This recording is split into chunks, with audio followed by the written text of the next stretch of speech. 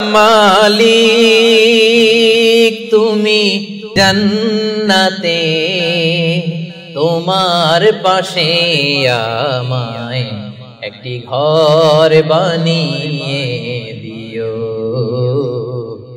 একটি ঘর বানিয়ে দিও সে বিভীষিকাময় মহাদিনে, তোমার প্রতিবেশী করে নিও। আসসালামু আলাইকুম ওয়া রাহমাতুল্লাহি তাআলা ওয়া বারাকাতুহু। নাহমাদুহু ওয়া নুসাল্লি আলা রাসূলিহিল কারীম, আম্মা বা'দু, ফাআউযু বিল্লাহি মিনাশ শাইতানির রাজীম। বিসমিল্লাহির রাহমানির রাহিম। ওয়া ইযা সাআলাকা ইবাদি আন্নী ফাইন্নী করিব উজিবু দা'ওয়াতাদ দাঈ ইযা দাআন ফালইস্তাজিবু লি ওয়া লিয়ুমিনু বি লাআল্লাহুম ইয়ারশুদুন। সাদাকাল্লাহুল আযীম। রব্বি ইশরাহ লি সাদরি ওয়া ইয়াসসির লি আমরি ওয়াহলুল উকদাতাম মিন লিসানি ইয়াফকাহু কওলি। আল্লাহ তাআলার শুকরিয়া জ্ঞাপনের পাশাপাশি আমি অন্তরের অন্তঃস্থল থেকে ধন্যবাদ জানাতে চাই বিজনেস কমিউনিটি পাসার বেসার ক্লাংকে এরকম চমৎকার একটি গোছালো পরিবেশে একটি প্রোগ্রাম উপহার দেওয়ার জন্য।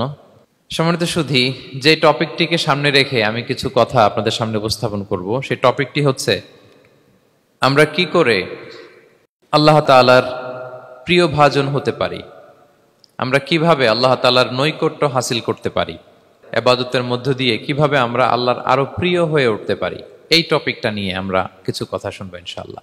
তার আগে আপনারা বলুন যে আমরা সবাই আল্লাহ তাআলার প্রিয় হতে চাই কি চাই না? সবাই আল্লাহর প্রিয় হতে চান?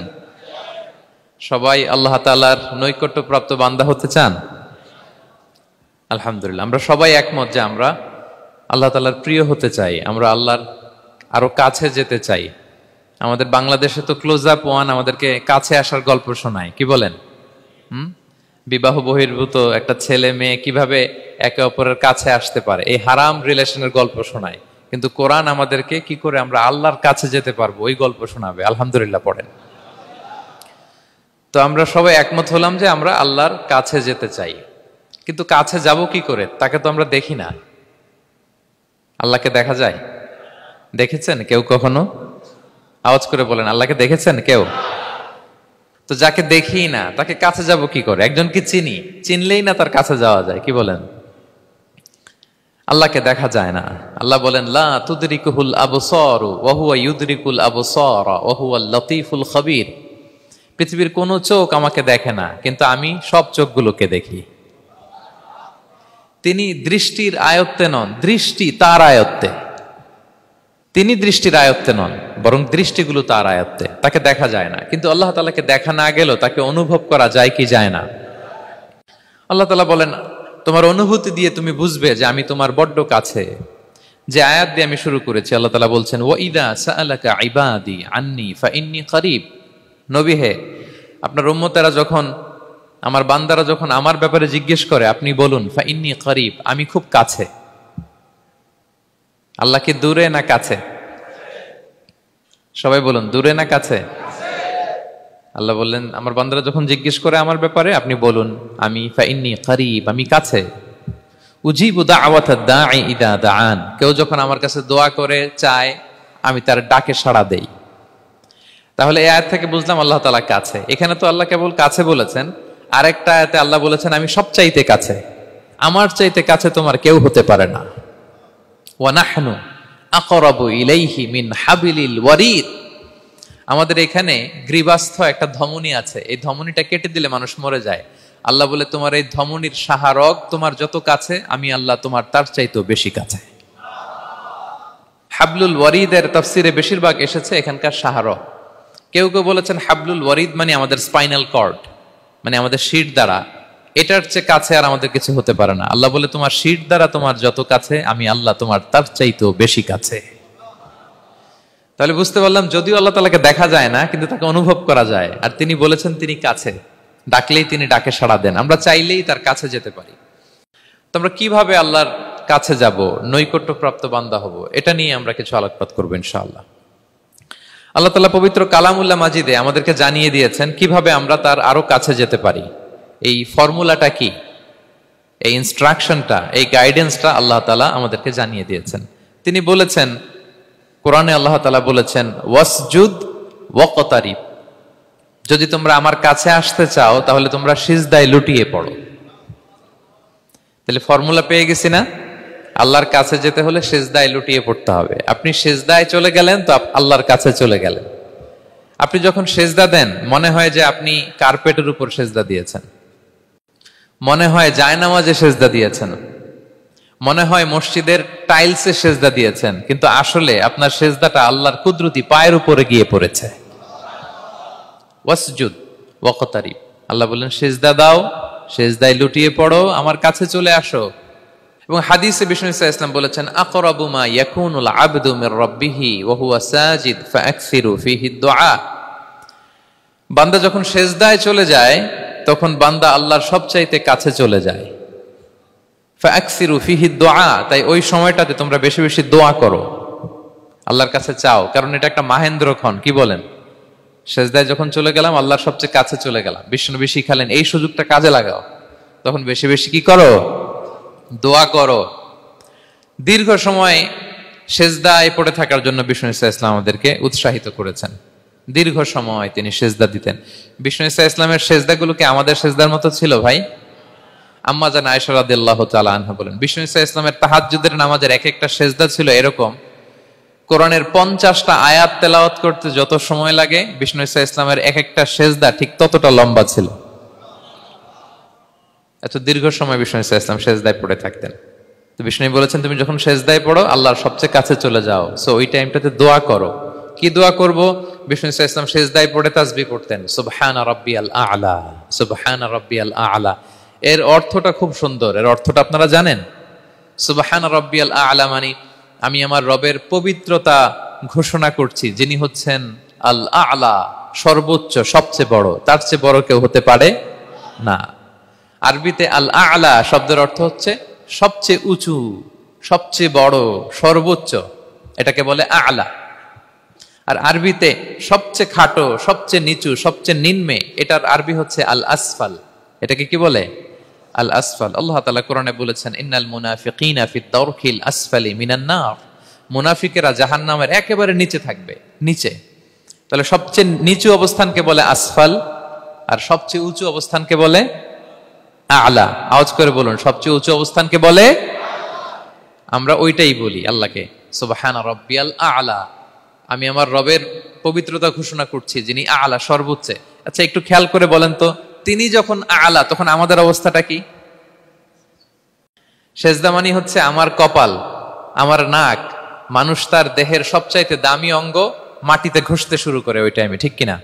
মানে আমার ইগো, আমার অহংকার, আমার দাম্ভিকতা সবকিছু ঝেড়ে ফেলে দিয়ে আমি আমার সর্বোচ্চ সাবমিসিভনেস, লয়ালটি, আনুগত্য, হাম্বলনেস, বিনয় আল্লাহর কাছে দেখাচ্ছি। সিজদায় আমরা যত ছোট হই এর চেয়ে ছোট আর হওয়া যায় না। সিজদায় আমরা যতটা বিনয়ী হই, একটা মানুষ এর চেয়ে বিনয়ী আর হতে পারে না। এই তো নামাজ শুরু করলাম, আল্লাহু আকবার, এরপর রুকুতে জাস্ট বো ডাউন আর হেড, মাথা একটু ঝুঁকালাম, আর সিজদায় একেবারে মাথাটারে কি করলাম? মাটিতে মিলিয়ে দিলাম। তার মানে আমি চলে গেলাম আসফালে। আসফাল মানে সবচেয়ে নিচে, আমি চলে গেলাম সবচেয়ে, আর সবচেয়ে নিচে যে আমি ঘোষণা দিলাম সুবহানা রাব্বিয়াল, মানে হে রব, আপনার প্রশংসা, আপনার পবিত্রতা, আপনি আ'লা। আল্লাহ, আমি আর নিজেকে এর চেয়ে তুচ্ছ করতে জানি না, এর চেয়ে ছোট আর করতে পারি না, আমি আমার নিজেকে উজাড় করে দিলাম, সবচেয়ে ছোট, তুচ্ছ, নগণ্য করে আপনার সামনে উপস্থাপন করে আমি ঘোষণা দিচ্ছি সুবহানা রাব্বিয়াল আ'লা। পবিত্রতা সেই রবের যিনি আ'লা, সর্বোচ্চ। সুবহানাল্লাহ পড়েন। তাহলে সিগনিফিকেন্সটা বুঝতে পারছেন কেন বিষ্ণু ইসলাম এটা পড়তেন, সুবহানা রাব্বিয়াল আ'লা? কারণ আমি থাকি সবচেয়ে আসফালে, নিচে, আর তখন আমি ঘোষণা দেই, গ্লোরি বি টু আল্লাহ, the most high, the most high, the most high, আ'লা। আল্লাহ, আমি একেবারে নিচে, কিন্তু তুমি হচ্ছে আ'লা। মজার ব্যাপার হচ্ছে, সিজদায় আপনি যত নিচেই থাকেন না কেন, মাথা নাক নিচে করে ফিসফিস করে যাই বলেন না কেন, এটা মুহূর্তে আল্লাহর আরশে চলে যায়। আপনি নিচু হবেন কিন্তু কথা চলে যাবে আল্লাহর আরশে। এজন্য বিষ্ণু ইসলাম বলতেন, মান তাওয়াদা তারাফা, যে নিচু হয় আল্লাহ তারে টেনে উপরে উঠায়। আপনি সিজদা দাও মানে কি? নিচু হওয়া, ছোট হওয়া। তো বিষ্ণু ইসলাম বলেছেন, বেশি বেশি সিজদা দাও, তাহলে আপনার মর্যাদা, সম্মান বাড়াই দিবে কে? সম্মানিত ভাইয়েরা, আমরা শুধু সেজদায় যে সুবহান রাব্বিয়াল আ'লা এটাই পড়ি, 3 বার শুধু এটাই পড়ি, কিন্তু বিষ্ণু সাল্লাল্লাহু আলাইহি ওয়াসাল্লাম সেজদায় যে আরো অনেক দোয়া পড়তেন, সেগুলো কি পড়েন আপনারা? বিষ্ণু সাল্লাল্লাহু আলাইহি ওয়াসাল্লাম সুবহান রাব্বিয়াল আ'লা এর পাশাপাশি তিনি সিজদায় যেয়ে পড়তেন সুবহানাকা আল্লাহুম্মা রাব্বানা ওয়া বিহামদিকা আল্লাহুম্মা গফিরলি। এটা জানি না আমরা অনেকে। সুবহানাকা আল্লাহুম্মা রাব্বানা ওয়া বিহামদিকা আল্লাহুম্মা গফিরলি এর অর্থ হচ্ছে, হে আমার রব, আপনার পবিত্রতা ঘোষণা করছি, আপনার প্রশংসা আমরা করছি, আল্লাহ আপনি আমাকে ক্ষমা করে দেন, আল্লাহুম্মা গফিরলি। এই দোয়াটা বিষ্ণু সাল্লাল্লাহু আলাইহি ওয়াসাল্লাম পড়তেন। এছাড়াও বিষ্ণুই পড়তেন সুবহুন কুদ্দুসুন রব্বুল মালাইকাতি ওয়ার রূহ, সকল ফেরেশতাদের অধিপতি রব, সবচেয়ে বড় ফেরেশতা যার 600 পাখা, জিবরাইলের রব, সেই রবের প্রশংসা আমি করছি। তিনি সুবহুহ, তিনি কুদ্দুস, তিনি মহাপবিত্র, the most pure, the most high.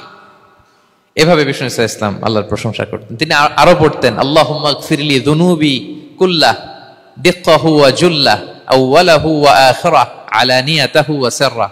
আল্লাহ আপনি আমার গুনাহ মাফ করেন, ছোট গুনাহ, বড় গুনাহ, প্রকাশ্য গুনাহ, গোপন গুনাহ, ইচ্ছায় করেছে যে গুনাহ, অনিচ্ছায় করেছে যে গুনাহ, আল্লাহ সব গুনাহ আপনি মাফ করে দেন। সিজদায় লুটিয়ে পড়ে বিষ্ণু সাল্লাল্লাহু আলাইহি ওয়াসাল্লাম এই দোয়াগুলো পড়তেন। তো এখন থেকে সিজদায় এই দোয়াগুলো, লম্বা চূড়া দোয়া আপনারা করবেন তো? বান্দা যখন সিজদায় লুটিয়ে পড়ে আল্লাহর সবচেয়ে কাছে চলে যায়, এবং তোমরা বেশি বেশি দোয়া করো। আল্লাহ রাসূল সাল্লাল্লাহু আলাইহি ওয়াসাল্লামের একজন সাহাবী, সহিহ মুসলিমে এসেছে, সাহাবীর নাম হচ্ছে রাবিআ। কি নাম? ওনার নাম হচ্ছে রাবিআ ইবনু কাব আল আসলামি রাদিয়াল্লাহু তাআলা আনহু। উনি বলেন কুনতু আবিতু ইনদা রাসূলিল্লাহ, একবার আমি রাত্রিবেলা রাসূল সাল্লাল্লাহু আলাইহি ওয়াসাল্লামের সাথে ছিলাম, কোন এক কারণে রাসূলের সাথে রাত কাটিয়েছি। তো রাসূল সাল্লাল্লাহু আলাইহি ওয়াসাল্লাম যেহেতু তাহাজ্জুদের সালাত পড়েন, তো তিনি বলেন আমি মাঝরাতে উঠে একটা গামলা দিয়ে, পাত্র দিয়ে অজুর পানি নিয়ে আসছি বিশ্বনবীর জন্য, এনে দিলাম। বিশ্বনবী এত খুশি হলেন, আমাকে বললেন সাল, হে কাব তোমার কি লাগবে চাও। উনি বললেন আসআলুকা মুরাফাকাতাকা ফিল জান্নাহ। উনি বললেন ইয়া রাসূলুল্লাহ, আপনি যদি কিছু চাইতেই বলেন তাহলে আমি জান্নাতে আপনার সাথে থাকতে চাই। দেখেন কিভাবে ওনারা সুযোগ কাজে লাগাতেন। অজুর পানি নিয়ে আসছে, বিষ্ণুবী খুশি হয়ে গেলেন, বলেন তুমি কি চাও? বলে আসআলুকা মুরাফাকাতাকা ফিল জান্নাহ, বড়টাই চাইছে, ছোটখাটো জিনিস চাই নাই। নবী হে আমি জান্নাতে আপনার সাথী হতে চাই। বিষ্ণু বললেন আওয়া গায়রা যালিক, আর কিছু চাও, অন্য কিছু লাগবে? বলতেছে না, উরিদু যাক, শুধু এইটাই চাই। তখন বিষ্ণু সাল্লাল্লাহু আলাইহি ওয়াসাল্লাম বললেন আইন্নি আলা নাফসিকা বিকাসরাতি সুজুদ, এই মর্তবা যদি তুমি চাও তাহলে বেশি বেশি সিজদায় লুটিয়ে থাকো। আলাইকা বিকাসরাতি সুজুদ, বেশি বেশি সিজদা দিও। যদি সিজদায় পড়ে থাকতে পারো তাহলে জান্নাতে আমার সাথী হতে পারবা। আল্লাহু আকবার। তাহলে সম্মানিত ভাইয়েরা, সিজদা দেওয়ার মধ্য দিয়ে আমরা আল্লাহর কাছে যেতে পারি। ক্লোজ আপ ওয়ান তো আমাদেরকে হারাম কাছে আসার গল্প শোনায়, কোরআন আমাদেরকে আল্লাহ তাআলার কাছে কি করে আমরা যেতে পারি এই গল্প শোনাচ্ছে। কোরআন বলে ওয়াসজুদ ওয়াকতারিব, সিজদায় লুটিয়ে পড়ো, আমি আল্লাহর কাছে আসো। তাহলে বেশি বেশি সিজদা দেওয়ার মধ্য দিয়ে আমরা আল্লাহ তাআলার প্রিয় ভাজন হতে পারি, আমরা তার কাছে যেতে পারি। এবং কিয়ামতের দিন আল্লাহ তাআলা আমাদের সবাইকে সিজদা দিতে বলবেন। সেদিন অযুত লক্ষ নিযুত কোটি কোটি মানুষ, তাদের সামনে আল্লাহ বলবেন আমাকে সিজদা দিয়ে দেখাও। আমরা দুনিয়াতে যারা আল্লাহকে প্রাণ ভরে সিজদা দিয়েছি, আমরা সেদিন আল্লাহু আকবার বলে সিজদায় লুটিয়ে পড়ব। কিন্তু যারা সিজদা দেয় নাই, অথবা যারা লোক দেখানো সিজদা দিয়েছে, তারা সিজদা তো দূরের কথা, ওদের পিঠটাই বাঁকা করতে পারবে না। আল্লাহ বলেন ইয়াউমা ইউকশাফু আন সাকিন ওয়া ইউদআউনা ইলা সুজুদি ফালা ইস্তাতিউন, সেদিন আল্লাহ তাআলা তার পায়ের গোছা উন্মুক্ত করবেন। অনেকে বলে হুজুর আল্লাহরও পা আছে? আছে, আল্লাহ তাআলারও পা আছে, কিন্তু এই পাটা কেমন এটা আমরা জানি না, আমাদের পায়ের মতন না। লাইসা কামিসলিহি শাই, কোনো কিছু তার মতো নয়। তো তিনি কার মতো? উত্তর হচ্ছে তিনি তার মতো। সুবহানাল্লাহ পড়বেন না? লাইসা কামিসলিহি শাই, তার মতো কিছু নাই। তো তিনি কার মতো? তিনি তার মতো। ওয়ালাম ইয়াকুল্লাহু কুফুয়ান আহাদ, তার মতো, তার সমকক্ষ কোনো কিছু নাই, তিনি তার মতো।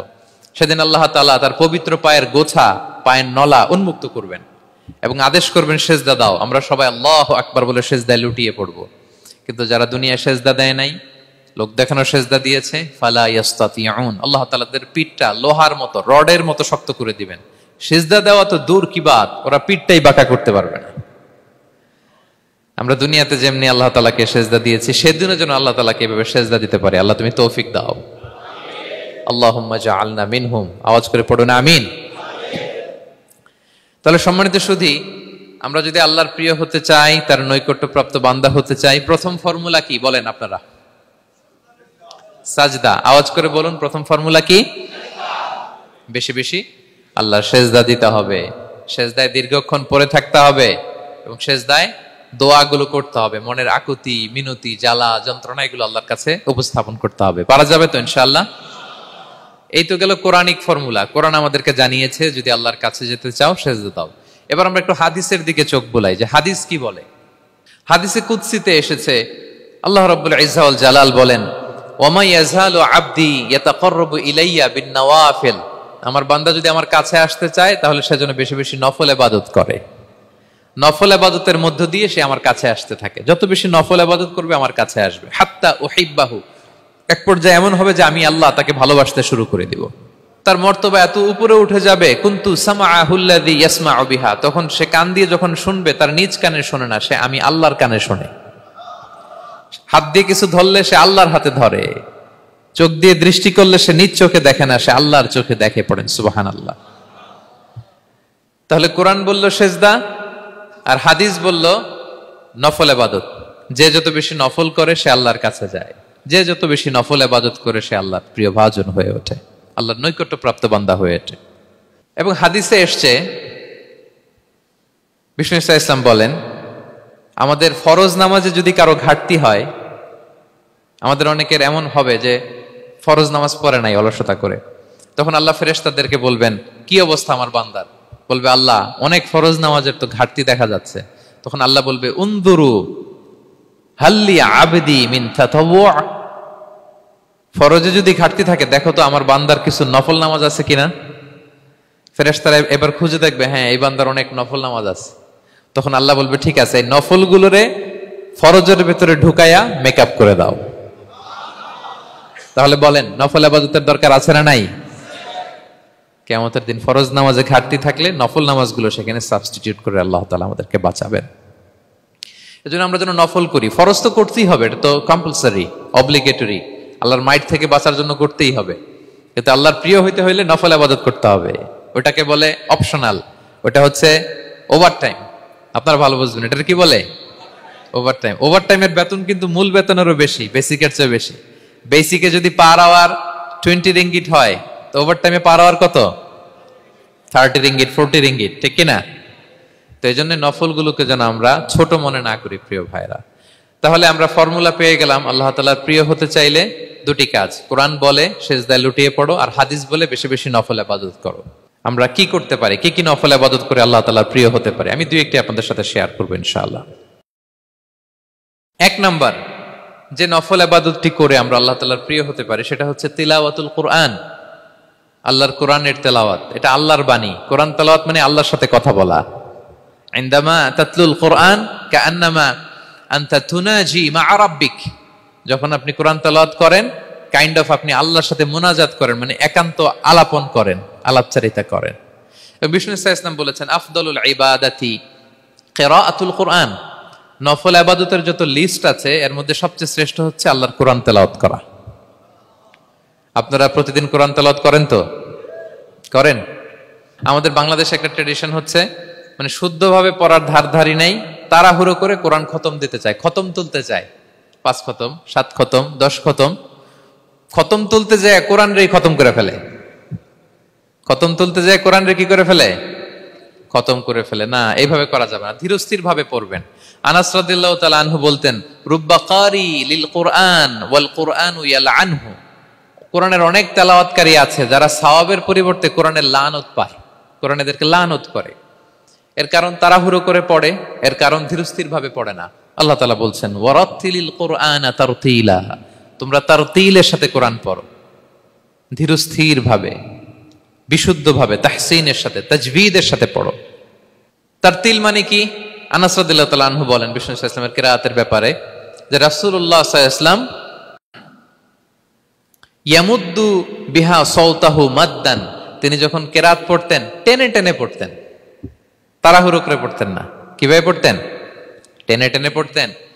আম্মা জান উম্মে সালামা রাদিয়াল্লাহু তাআলা আনহা বলেন, কানা ইউকাত্তিউ কিরাআতাহু আয়াতান আয়াতান, প্রতি আয়াত পড়ে থামতেন, তাড়াহুড়ো করতেন না। তাহলে বিশ্বনবী টেনে টেনে কোরআন পড়তেন, প্রতি আয়াত শেষে থামতেন, ধীরস্থির ভাবে। তাড়াহুড়ো করা যাবে, প্রতিটা আয়াত শেষে থামতে হবে। আলহামদুলিল্লাহি রাব্বিল আলামিন আর রহমানির রহিম মালিকি ইয়াউমিদ্দিন ইয়্যাকা না'বুদু ওয়া ইয়্যাকা নাস্তাঈন। টেনে টেনে বললাম, প্রতিটা আয়াত শেষেই থামলাম, ঠিক কিনা? ঠিক এভাবে বিষ্ণু ইসা ইসলাম তেলাওয়াত করতেন। এবং তিনি বলতেন, জাইয়িনুল কুরআন বিআসওয়াতিকুম, তোমরা সুন্দর কণ্ঠে, সুললিত কণ্ঠে সুর করে কোরআন পড়ো, সুন্দর করে পড়ো। অনেকে বলে, হুজুর আমার গলায় তো কোনো সুর নাই, আমি কি করব? প্রত্যেকের গলায় কিছু না কিছু সুর আছে। বাথরুমের ভিতরে ঢুকলে বোঝা যায়, যখন কাপড় কাচতেছেন আর গান গাইতেছেন মনের অজান্তে, তখন সুর চলে আসে। কোরআন পড়ার সময় সুর বেরোয় না, না? যার যেরকম সুর ওইটাই আপনি সুন্দর করে পড়বেন। আরব শায়েখরা যেই কণ্ঠে কোরআন পড়তেন, ওই কণ্ঠে আপনি সুর করে তেলাওয়াত করবেন। এবং সহিহ বুখারীর বর্ণনা বিষ্ণু ইসলাম বলেছেন, লাইসা মিন্না মান লাম ইয়াতাগান্না বিল কোরআন, যে কোরআনকে গুনগুনিয়ে সুর করে পড়ে না সে আমার উম্মত নয়। এবার বলেন, কোরআনকে সুর করে ধীরস্থির ভাবে টেনে টেনে থেমে থেমে পড়ার দরকার আছে না নাই? এভাবে পড়বেন তো সবাই? তারতিলের সাথে কোরআন পড়তে হবে। বাসায়, গাড়িতে কোরআনের তেলাওয়াত ছেড়ে দিয়ে রাখবেন। ওয়া ইযা কুরিআল কুরআনু ফাসতামিউ লাহু ওয়া আনসিতু লাআল্লাকুম তুরহামুন, যখন কোরআনের তেলাওয়াত হয় চুপ থাকো, মনোযোগ দিয়ে শোনো, আল্লাহর রহমতের বারিধারা তোমার উপর নাজিল হতে থাকবে। বাসায় কোরআন ছেড়ে দিয়ে রাখবেন। বাসায় কি ছেড়ে দিয়ে রাখেন বলেন? হিন্দি গান, বাংলা গান, কি ছেড়ে দিয়ে রাখেন? লাউড স্পিকারে কোরআন ছেড়ে দিয়ে রাখবেন। গাড়ি চালাচ্ছেন, কোরআন ছেড়ে দিয়ে রাখবেন, রহমতের বারিধারা নাজিল হবে। আর তেলাওয়াত করার সময় তারতিলের সাথে, নাকি খতম উঠাইতে যায় কোরআনের খতম করে দিবেন? হ্যাঁ, না, ধীরস্থির ভাবে পড়তে হবে। তাড়াহুড়ো করে পড়লে আমরা শুনলাম আজকে কোরআন লানত দেয়। কি দেয় ভাই? এমনটা যেন না হয়। তাহলে নফল ইবাদতের লিস্টে আমরা প্রথমেই রাখবো কোরআন তেলাওয়াত। শাহরু রমাদান আল্লাযী উনজিলা ফীহিল কুরআন, এই মাসে কোরআন নাজিল হয়েছে। কোরআন নাজিলের মাসে আমরা যেন বেশি বেশি কোরআন তেলাওয়াত করি। প্রতিটা অক্ষরে 10টা নেকি। পৃথিবীর এমন কোন কিতাব নাই, এমন কি হাদিসের কিতাবও না, বিশ্বনবীর হাদিস পড়লেও এটা নাই, শুধু কোরআন, শুধু আল্লাহর বাণী, এক অক্ষরে 10 নেকি। বিষ্ণু ইসলাম বলেন সূরা বাকারার শুরুতে যে আলিফ লাম মিমের মধ্যে এই 3টা অক্ষর বললে যে 10টা নেকি হবে এমন না, বল আলিফু হারফুন ওয়া লামু হারফুন ওয়া মিমুন হারফুন। আলিফ বললে 10 নেকি, মিম বললে 10 নেকি, লাম বললে 10 নেকি, আলিফ লাম মিম বললে 10টা সওয়াব হয়ে যাবে। এই বরকতের কিতাবকে আমরা মসজিদের সেলফে রেখে দিছি। মাকড়সার বাসা, ধুলা বালি পড়ে আছে, এটা পড়ার সময় আমাদের হয় না। আমরা যেন কোরআন তেলাওয়াত করি প্রতিদিন। ফজরের পরে কোরআন তেলাওয়াত করতে হবে। ফজরের পরের মুমিনের ওয়াজিফা বা রুটিন হবে রিসাইটেশন অফ দ্য হোলি কোরআন। আপনারা পড়েন তো ফজরের পরে? হ্যাঁ, একজন বলছে ইনশাআল্লাহ, বাকিরা নাউজুবিল্লাহ। বাকিরা কি? সবাই একসাথে পড়ুন ইনশাআল্লাহ। তাহলে নফল ইবাদতের 1 নম্বর লিস্ট হচ্ছে কোরআন তেলাওয়াত করা। আমরা বেশি বেশি যেন কোরআন তেলাওয়াত করি। আল্লাহ তাআলার প্রিয় হওয়ার যে পদ্ধতি, নফল ইবাদতের মধ্য দিয়ে আল্লাহ তাআলার প্রিয় ভাজন হওয়া যায়। এর 2 নম্বর তালিকা হচ্ছে আত-তাহাজ্জুদ বা কিয়ামুল লাইল, রাতের সালাত। কিসের সালাত? 2 রাকাত করে মাঝরাতে যে সালাতটা বিষ্ণু ইসলাম পড়তেন, এটাকে বলে কিয়ামুল লাইল বা তাহাজ্জুদ। এক সাহাবী বললেন, ইয়া রাসূলুল্লাহ, আইয়ুস সালাতি আফদালু বা'দাল মাকতুবা, ফরজ নামাজের পরে কোন নামাজ সেরা? বিষ্ণু বললেন, আস-সালাতু ফি জাওফিল লাইল, মাঝরাতে যেই নামাজটা পড়ো তাহাজ্জুদ, এটা সবচেয়ে সেরা। ফরজ সালাতের পরে সবচাইতে শ্রেষ্ঠ সালাত হচ্ছে তাহাজ্জুদের সালাত। আল্লাহ তাআলা বলেন, ওয়া মিনাল লাইলি ফাতাহাজ্জাদ বিহি নাফিলাতাল লাকা আসা আইয়াবআসাকা রাব্বুকা মাকামান মাহমুদা। নবী হে, রাতের কিছু অংশে আপনি তাহাজ্জুদের সালাত পড়ুন, এটা আপনার জন্য অতিরিক্ত একটা ফরজ। এটা বিষ্ণু ইসলামের জন্য ফরজ ছিল, অতিরিক্ত ফরজ, নাফিলাতান লাক। এবং আসা আইয়াবআসাকা রাব্বুকা মাকামান মাহমুদা, আশা করা যায় এর কারণে আল্লাহ তাআলা আপনাকে মাকামে মাহমুদে উত্তীর্ণ করবেন। মাকামে মাহমুদ হচ্ছে এমন একটা স্পেশাল জায়গা, একটা মাকাম, যেই জায়গায় দাঁড়িয়ে বিষ্ণু ইসা ইসলাম আমাদের জন্য সুপারিশ করবেন। মাকামে মাহমুদে দাঁড়িয়ে বিষ্ণু ইসা ইসলাম আমাদের জন্য সুপারিশ করবেন। তাই আমরাও যারা তাহাজ্জুদের সালাত আদায় করবো, আমাদেরকে এরকম মাকামে মাহমুদ মানে সুউচ্চ মর্যাদার আসনে আল্লাহ তাআলা নিয়ে যাবেন।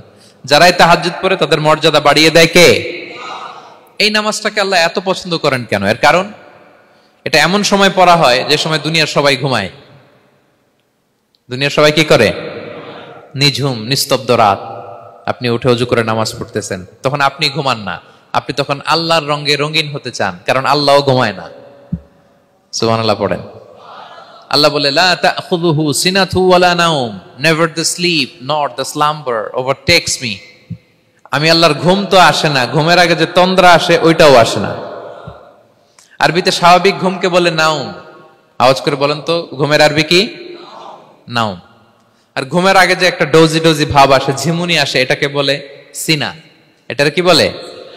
আল্লাহ বলে, লা তাখুযুহু সিনাতু ওয়ালা নাওম, আমি আল্লাহর ঘুম নাই, ঘুমের আগে যে তন্দ্রা আসে ওইটাও নাই। তো আপনি ওই টাইমে আল্লাহর রঙে রঙিন হতে চান, আল্লাহ ঘুমায় না, তো আপনিও ঘুমান না। ঘুমের আর একটা গভীর নাম আছে, ওটার নাম হচ্ছে হুজুদ। আওয়াজ করে বলেন তো, এটার নাম? ওটা মাঝরাতে, শেষ রাতে যে একটা গভীর ঘুম আসে, এটার বলে হুজুদ। দেখবেন যে শেষ রাতে একটা এমন মজার ঘুম আসে, কম্বলটা টেনে টেনে এসিটা ছেড়ে দিয়ে আরেকটু ঘুমাইতে মনে চায়, আরেকটু আরেকটু আরেকটু ঘুমাই, এরকম একটা ঘুম আছে না? আরামের ঘুম। তো এই আরামের মাঝরাতের গভীর ডিপ স্লিপিং, ওইটারে আরবিতে বলে হুজুদ। ওইটারে আরবিতে কি বলে?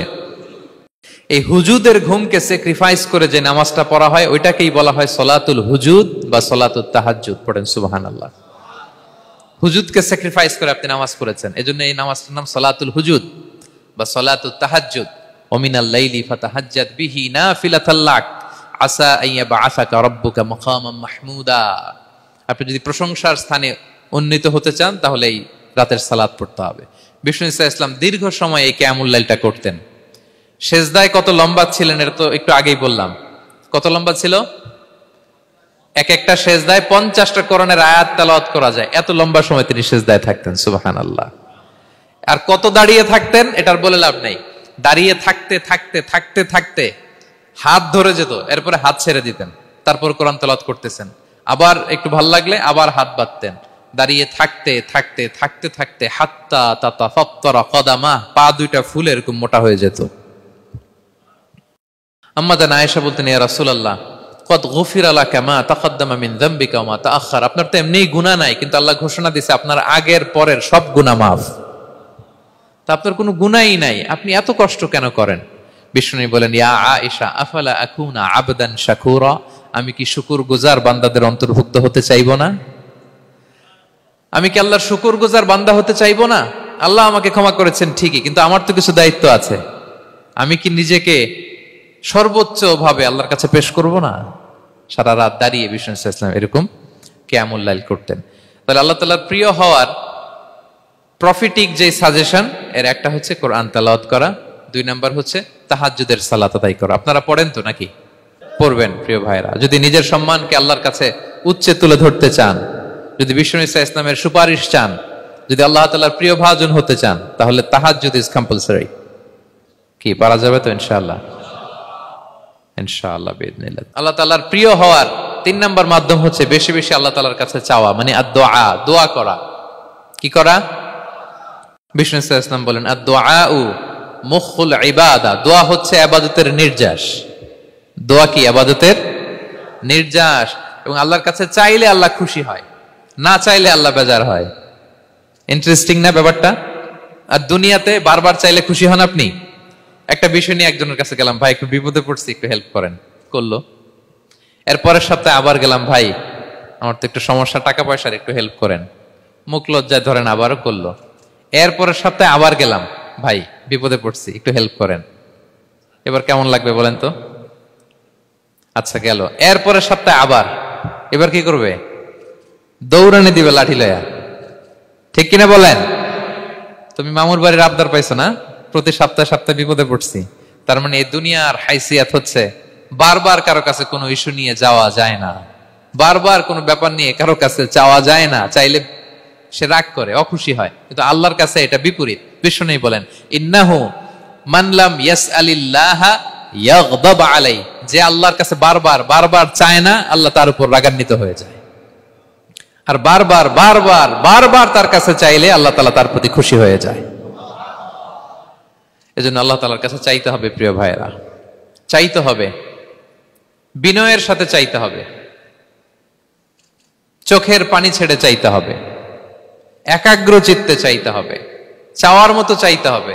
চাওয়ার মতো চাইলে আল্লাহ দেয়। যারা চাইতে পারে আল্লাহর কাছে, তারা আল্লাহর কাছ থেকে নিয়ে ছাড়ে। দেখবেন যেই বাচ্চা কাঁদে বেশি, ওই বাচ্চাকে মা দুধ খাওয়ায় বেশি, ঠিক কিনা? আর যেটা কাঁদে টাদে না, ওইটা টেক কেয়ারও কম। যেই ফ্যামিলিতে অনেক বাচ্চা কাচ্চা, দেখবেন যেটা কাঁদে বেশি, ওইটা টেক কেয়ারও বেশি। তো আপনি যত চাইবেন আল্লাহ তাআলা তত খুশি হয় আপনার প্রতি। কিভাবে চাবো? একাগ্র চিত্তে চাইতে হবে। আমরা অনেক সময় দোয়াও করি, আবার আরেক দিকে তাকায় আছি। এই যে দোয়া করতেছি, দেখেন, আল্লাহুম্মা আমিন, রব্বানা আতিনা ফিদ দুনিয়া হাসানা ওয়া ফিল আখিরাতি হাসানা। দোয়াও করতেছে, ইন্টেরিয়র ডিজাইনও দেখতেছে। এটা দোয়া হইছে? কথা বলেন না কেন? দোয়া হইছে? আবার দোয়াও করতেছে, দোকানের হিসাবও মিলাইতেছে, রব্বানা আতিনা ফিদ দুনিয়া।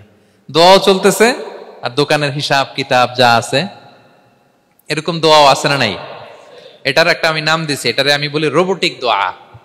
মানে রোবট, আপনি একটা সিস্টেম অন করে দিবেন, ওটা করতেছে, এটার কোনো প্রাণ নাই, ওটার মধ্যে কোনো অনুভূতি নাই, কোনো রিয়েলাইজেশন নাই। এই অনুভূতিহীন দোয়া আল্লাহ কবুল করেন না, আল্লাহ কবুল করেন না। আপনার দোয়ায় প্রাণ থাকতে হবে, এখানে আপনার ধ্যান থাকতে হবে, মন থাকতে হবে, আপনার আকুতি থাকতে হবে, চাওয়ার মতো আল্লাহর কাছে চাইতে হবে। কিভাবে চাবেন?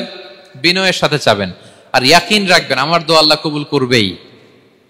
উদুল্লাহ ওয়া আনতুম মুকিনুনা বিল ইজাবা, এমন ভাবে আল্লাহর কাছে চাও যে তুমি নিশ্চিত আমার দোয়া আল্লাহ কবুল করবেনই।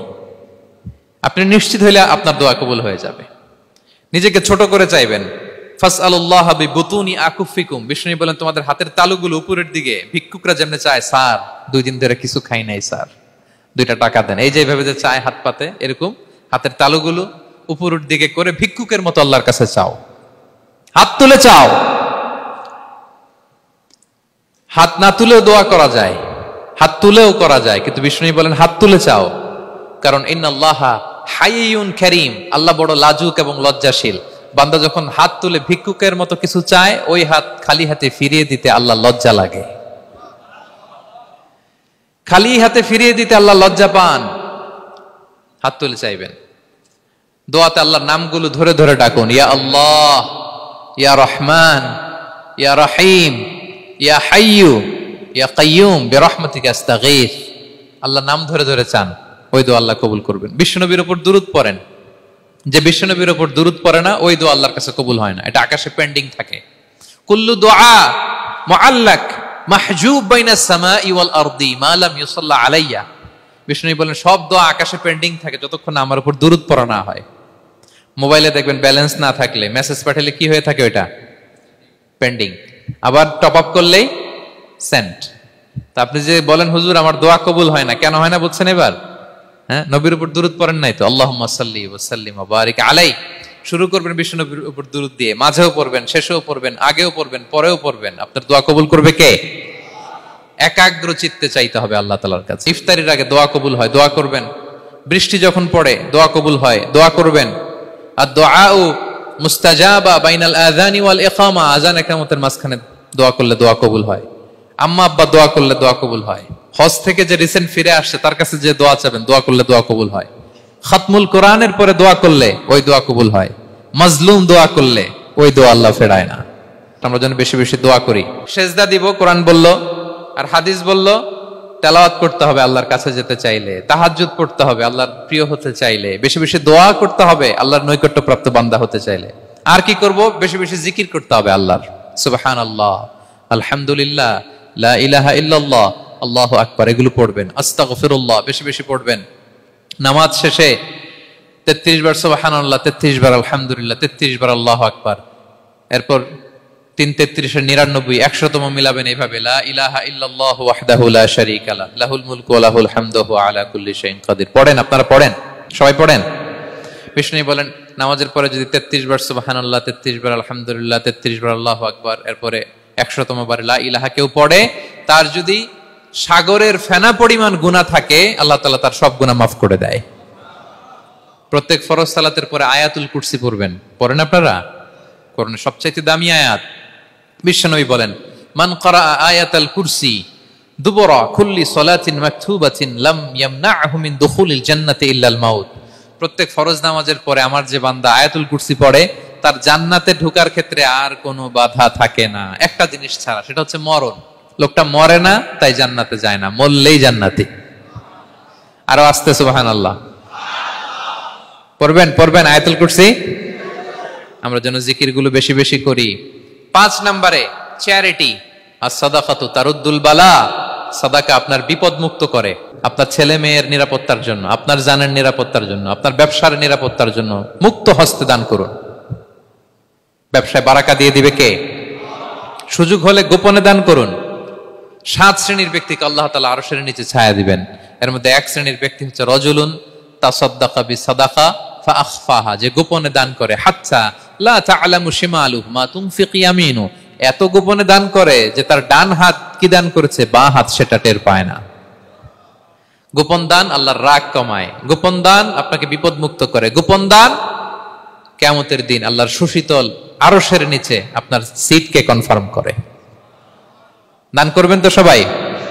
মদিনার সবচেয়ে গরিব সাহাবী বেলাল রাদিয়াল্লাহু তাআলা আনহু গায়ের জামাটা নিয়ে শুধু হিজরত করেছেন, উনাকেও বিশ্বনবী বলেন, আনফিক বেলাল, বেলাল দান করো, লা তাখশা মিন যিল আরশি ইখলালা, আল্লাহর ধনভাণ্ডারে কমতি নাই, ঘাটতি নাই, ভয় পাও না, আল্লাহ তোমার বাড়ায় দিবে।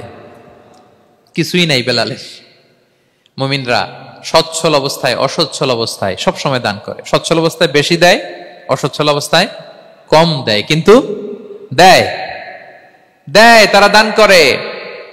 আল্লাহ বলেন, আমার ভান্ডারে কমতি নাই, ঘাটতি নাই। ইবনা আদম উনফিক আলাই, এই বনি আদম দাও, দিলে আমি তোমারে দেব। হাত খুলে দাও, আমি তোমারে দেব। লাউ আন্না আউওয়ালাকুম ওয়া আখিরাকুম ওয়া ইনসাকুম ওয়া জিন্নাকুম কামু আলা সাঈদিন ওয়াহিদ, পৃথিবীর সব মানুষগুলো যদি এক মরুভূমির মাঝখানে দাঁড়িয়ে আমি আল্লাহর কাছে চাইতে থাকে, আমি আল্লাহ যদি তাদের যার যা চাওয়া আছে সবও দিয়ে দেই, আমি আল্লাহর ধনভাণ্ডারের 1 ইঞ্চিও কমবে না। তবে হ্যাঁ, কমতে পারে। কতটুকু কমতে পারে? হাদিসে বিষ্ণু ইসলাম বললেন, সুই দিয়ে যদি সাগরের পানি একটু কমানো যায়। কথা বোঝেন? সুই আছে না, সুই, নিডেল, চিনেন তো সুই? সুই দিয়ে ধরেন আপনি সাগরের পানি একটু এরকম করলে সুইয়ের মধ্যে একটু সাগরের পানি লেগে চলে আসবে না? সাগরের পানি থেকে একটু কমলো তো, এতটুকু কমবে। বিষ্ণু বললেন, সুই দিয়ে সাগরের পানি থেকে যদি পানি নিয়ে আসো, যতটুকু কমাতে পারলা, পৃথিবীর সব মানুষ চাইতে হয়রান হয়ে সবও যদি আল্লাহ থেকে নিয়ে নাও, কমলে এতটুকু কমতে পারে। ওই আল্লাহর গোলাম দিতে চায় না, ধরে রাখে, খালি এমনি ধরে রাখে। আপনি হাতে যেটা আছে ওটা না দিলে তো বড়টা ধরতে পারবেন না। এটা 2 কেজি, এটা দিলেই না 5 কেজিটা ধরবেন। 5 কেজিটা দিয়ে দিলেন, তাহলে ধরবেন 10 কেজি। বুঝতে পারছেন? দিতে হবে প্রিয় ভাইরা। হাত খুলে দান করুন। এখানে তো সব বিজনেস ম্যাগনেট, বাংলাদেশের সব বড় বড় ব্যবসায়ীরা আপনারা এখানে। হাত খুলে দান করুন। ইতআমুত তাআম, অন্যকে খাবার খাওয়ানো অনেক বড় সওয়াবের কাজ। এর মধ্যে দিয়ে আল্লাহ তাআলার নৈকট্যপ্রাপ্ত বান্দা হওয়া যায়। কিয়ামতের দিন আল্লাহ তাআলা বলবেন, হে বনি আদম, আমি অসুস্থ ছিলাম, আমার তো সেবা করলা না। আমি ক্ষুধার্ত ছিলাম, আমি আল্লাহর তো তুমি খাওয়াইলা না। মানুষ বলবে, ইয়া রাব্বাল আলামিন, আপনি তো আরশের মালিক, রাজাধিরাজ, আপনারে কিভাবে সেবা করি, আপনারে কিভাবে খাওয়াবো? আল্লাহ বলেন, ওই যে গরিব, ভুখা, নাঙ্গা, অভুক্ত আমার বান্দা তোমার কাছে খাবার চেয়েছিল, তুমি খাবার দাও নাই। ওই দিন তারে খাবার যদি দিতা, তাহলে আমি আল্লাহকে খাওয়ানো হতো। তাকে জামা দিলে আমি আল্লাহকে জামা দেওয়া হতো। তার চিকিৎসার ব্যবস্থা করে দিলে আমি আল্লাহর সেবা করা হতো। সুবহানাল্লাহ। ইফতার শেয়ারিং অনেক বড় সওয়াবের কাজ। মানুষকে খাওয়ানো অনেক বড় সওয়াবের কাজ। এগুলো যেন আমরা করি। আর যে ইবাদতগুলোর কথা বললাম, যেগুলোতে আল্লাহ তাআলার প্রিয় ভাজন হওয়া যায়, এগুলো আজকে আলোচনা শুই না, আজকে সারা রাত একেবারে ফাটায় ফেলছে ইবাদত করে, কালকে আর খবর নাই, এরকম আছে না? নাই না। আহাব্বুল আ'মালি ইলাল্লাহি আদওয়ামুহা ওয়া ইন কাল্লা, আল্লাহর কাছে সবচাইতে প্রিয় আমল হচ্ছে ওইটা যেটা বান্দা রেগুলার, ডেইলি বেসিসে করে, রেগুলার করে, যদিও পরিমাণে কম, কিন্তু নিয়মিত করে, এটা আল্লাহর কাছে বেশি প্রিয়। তাই যে সমস্ত নফল ইবাদতগুলোর মধ্য দিয়ে আমরা আল্লাহ তাআলার প্রিয় হব, আমরা যেন এগুলো রেগুলার করি, ইনশাআল্লাহ। বলেন সবাই। আমরা যেন বেশি বেশি সেজদায় লুটিয়ে থাকি, আমরা যেন লম্বা সেজদা দেই, সেজদায় যেন আল্লাহর কাছে আমরা চাই, দোয়া করি।